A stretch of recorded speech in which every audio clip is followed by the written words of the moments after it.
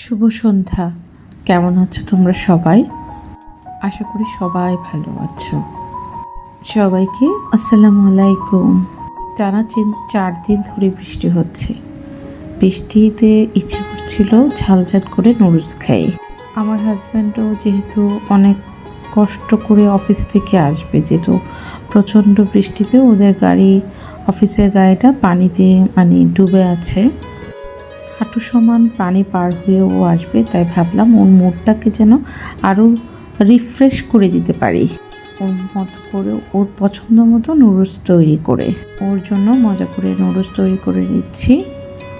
আর কাল ছিল আর্জেন্টিনার খেলা, সেক্ষেত্রে ভাবলাম অফিস থেকে আসলে নুডলসটা খাবে, খেতে খেতে আমি পপকর্ন ভাজা করব আর বসে বসে ও খেলা দেখবে।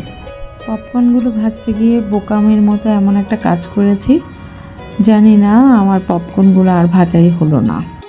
তারপর আর কিছু করার ছিল না, নুডলসটা সুন্দর করে ভাজা করে নিয়েছি। এরপর হলো আমার মা খুব মজা করে রান্না করে বাংলা সেমাইটাকে খুব সুন্দর করে ভাজা করে পাঠিয়েছে। তো বিকালে নাস্তা হিসেবে নুডলস ভাজা আর সেমাই ভাজা ছিল, তার উপরে আমি একটু চা বানিয়েছি, তাও আবার কফি ম্যাট দিয়ে, যেটা খেতে আমার কাছে প্রচণ্ড ভালো লাগে। যেহেতু ও আসতে একটু লেট হচ্ছে, তাই আমি হটবক্সে গরম গরম নুডলসগুলো নিয়ে ঢেকে রেখে দিচ্ছি। এই যে দেখুন আমার মায়ের পাঠানো বাংলা সেমাই। এই সেমাইটা ভাজা করে খেতে খুব মজা হয়, আমার হাজব্যান্ডও বেশ পছন্দ করেছে।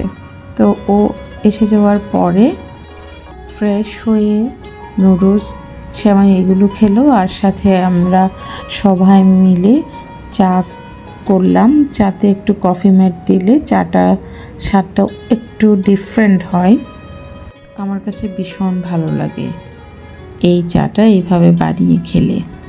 বিকালে চাটা একসাথে টেবিলে বসে খেলে ভীষণ ভালো লাগে।